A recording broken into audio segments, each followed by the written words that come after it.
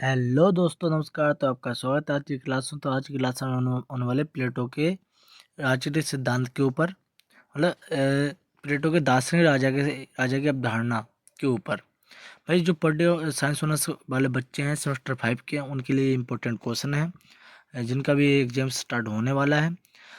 तो ये क्वेश्चन ज़्यादा रिपीटेड हुआ है, और इसके साथ साथ मैं आपको बहुत सारे क्वेश्चन कराऊंगा जो प्लेटो वाले चैप्टर से रिपीटेड होते हैं। W2 चैनल से जुड़े रहें।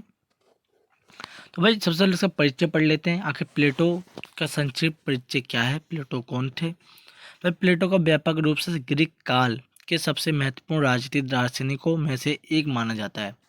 भाई, जो प्लेटो है वो क्या है, ग्रीक काल के सबसे महत्वपूर्ण राजनीतिक दार्शनिक में से एक हैं। भाई, प्लेटो सुकरात के शिष्य और अरस्तु के शिक्षक तथा प्राचीन ग्रीक के अध्ययन की सबसे लोकप्रिय संस्थान के संस्थापक थे। भाई, जो प्लेटो थे वो सुकरात के शिष्य थे और अरस्तु के शिक्षक, मतलब अरस्तु के गुरु थे, तथा प्राचीन ग्रीस में अध्ययन की सबसे लोकप्रिय संस्थान के संस्थापक थे। भाई, उनका जन्म एक कुलीन परिवार में हुआ था।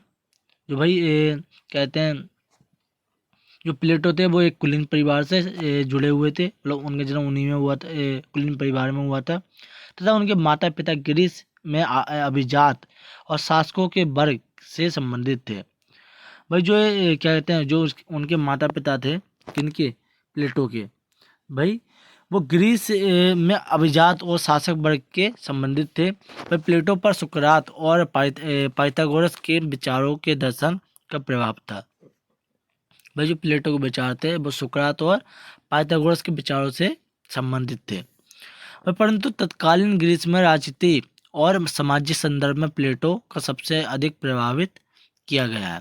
भाई, ये तो उसका परिचय हो गया कि भाई वो एक कुलीन परिवार से थे, वो ग्रीस के महान राजनीतिक दार्शनिक थे, और वो क्या कहते हैं, अरस्तु के गुरु थे। तो ये सब तो उनका परिचय हो गया। और वो सुकरात और पाइथागोरस से क्या थे,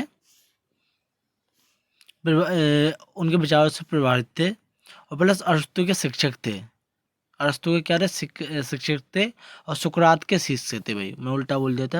अब आगे बढ़ते हैं। भाई, प्लेटो के दार्शनिक राजा की अवधारणा का आलोचनात्मक परीक्षण करते हैं। भाई, ये क्वेश्चन आता है आपका, ज़्यादा रिपीट नहीं हुआ है, बट 10 ईयर में आपका 2 टाइम तो आया है, 2 से 3 टाइम। तो इसके अलावा एक क्वेश्चन और है, एक या दो क्वेश्चन और है, वो भी मैं आपको कराऊंगा, तो चैनल से जुड़े रहें। भाई, जो दार्शनिक है, भाई प्लेटो के अनुसार दार्शनिक कौन होता है। भाई, प्लेटो के अनुसार एक दार्शनिक वह होता है जो सत्य की निरंतर खोज में रहता है। भाई, प्लेटो है तो वो कहते हैं कि एक दार्शनिक वह रहता है जो हमें सत्य की खोज में रहता है, सत्य या वास्तविकता को समझने के लिए इच्छुक रहता है और सत्य जानने का प्रयास करते रहता है। भाई, पहले तो सत्य की खोज में रहेगा, और सत्य के साथ साथ वास्तविकता को समझने के लिए इच्छुक रहता है। वो इसी को वो दार्शनिक मानते हैं प्लेटो। भाई, दार्शनिक शासक का सिद्धांत प्लेटो के आदर्श राज्य के आधारशिला है। भाई, जो भाई दार्शनिक राजा राजा का सिद्धांत है, प्लेटो की क्या है, आधारशिला, राज्य की आधारशिला है।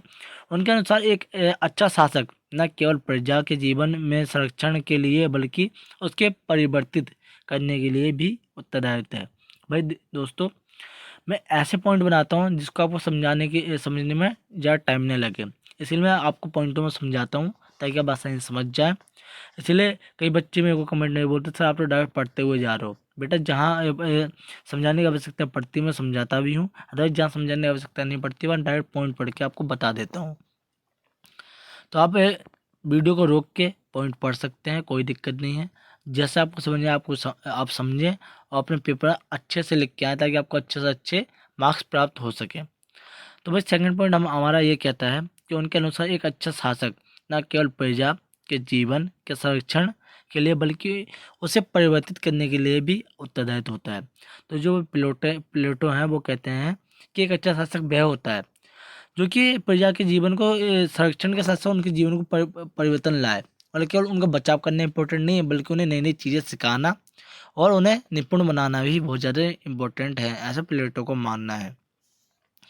प्लेटो का मानना था कि राजनीतिक बुराइयों और अन्याय की अन्याय को मिटाया जा सकता है अगर विद्वान लोगों को शहर राज्य की राजनीति के शीर्ष पर स्थान प्रदान किया जाए।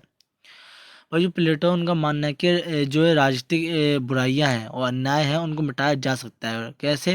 परंतु अगर विद्वान लोग, जो भाई विद्वान लोग हैं जिनमें बुद्धि ज़्यादा है, जो पढ़े लिखे हैं, वो शहर राज्य की राजनीति को शीर्ष पर स्थान प्रदान किया जाए। पर प्लेटो के अनुसार दार्शनिक शासक ही वह जिन्हें अच्छे न्याय, सौंदर्य, सत्य, साहस और अन्य नैतिक गुणों के विचार पर ज्ञान होता है।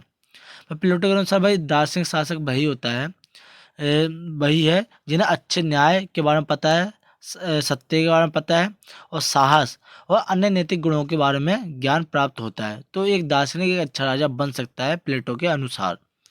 भाई दार्शनिक के पास न केवल सही प्रकार का ज्ञान होता है वरन वह शासक के कार्य के लिए सबसे उपयुक्त है, क्योंकि उनका कोई निजी हित नहीं होता है।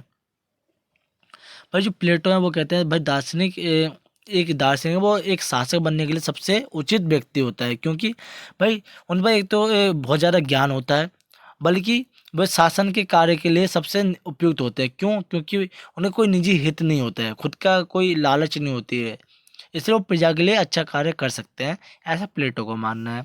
पर प्लेटो के अनुसार एक दार्शनिक एक अच्छी विधायिका बना सकता है क्योंकि उसके पास अच्छाई का विचार होता है और वह उसी के अनुसार विधि का निर्माण करता है।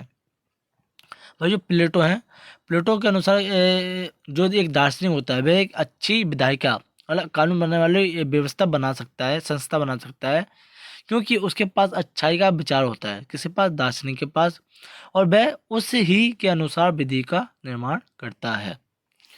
भाई एक दार्शनिक अपनी शिक्षा और प्रशिक्षण के आधार पर एक क्षेत्र के लिए आवश्यक गुणों का विकास कर सकता है।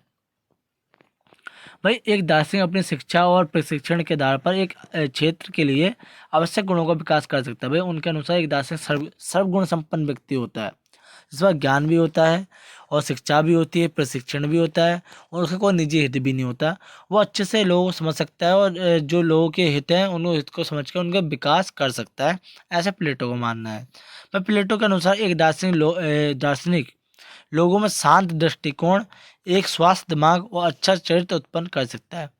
भाई जो प्लेटो वो कहते हैं अगर एक दार्शनिक राजा बन गया तो वो लोग के अंदर एक स्वस्थ दिमाग और अच्छा चरित्र उत्पन्न कर सकता है। भाई प्लेटो का मानना था कि जब हम बीमार होते हैं तो सर्वोत्तम चिकित्सक यानी डॉक्टर के संपर्क करते हैं, ठीक उसी प्रकार एक बीमार व्यवस्था के लिए एक निपुण व्यक्ति की आवश्यकता होती है जो अपने ज्ञान, अनुभव और अभ्यास एवं सकारात्मक दृष्टिकोण से एक उचित दिशा प्रदान कर सके। और प्लेटो के अनुसार ऐसे गुण मात्र दार्शनिक शासक के अंदर ही पाए जाते हैं। भाई जो प्लेटो है उनका मानना है कि जिस प्रकार हम बीमार पड़ते हैं तो हमें एक अच्छे से अच्छे डॉक्टर की आवश्यकता पड़ती है जो हमें एक ही बार में ऐसी दवाइयाँ दें जिससे कि हम स्वस्थ हो जाएं, है ना, जिससे कि हम जल्दी ठीक हो जाएं। उसी प्रकार एक बीमार व्यवस्था को ठीक करने के लिए एक ऐसे शासक की आवश्यकता पड़ती है जिसके अंदर सब गुण हो। एक तो भाई वो क्या होना चाहिए, वही एक तो वो बुद्धिमान होना चाहिए, उसके बाद शिक्षा होनी चाहिए, शिक्षित होना चाहिए और उसका कोई कोई निजी हित नहीं होना चाहिए और वो लोगों की मतलब परेशानियों को ठीक कर सके और परिवर्तन ला सके। तो भाई ये सारी क्वालिटीज किसके अंदर पाई जाती हैं उसके अनुसार एक दार्शनिक के अंदर। तो प्लेटो इसीलिए एक दार्शनिक राजा का सिद्धांत देते हैं जिसमें वो एक दार्शनिक को सबसे महत्वपूर्ण मानते हैं। तो दोस्तों अंत में आप निष्कर्ष अपने हिसाब से लिख सकते हो। ये क्वेश्चन आपका डायरेक्ट बड़ा क्वेश्चन भी आ सकता है और टिप्पणी वाले क्वेश्चन में भी आपका आ सकता है, इसलिए इस प्रश्न को आप अपने हिसाब से अपना एक निष्कर्ष जरूर लिखें। और मिलते हैं आपको नेक्स्ट वीडियो में। चैनल सब्सक्राइब जरूर करें और अपने ज़रूरतमंद दोस्तों को इस वीडियो को फॉरवर्ड करें ताकि वो आपके साथ साथ तैयारी कर सकें। तो धन्यवाद, मिलते हैं आपको नेक्स्ट वीडियो में।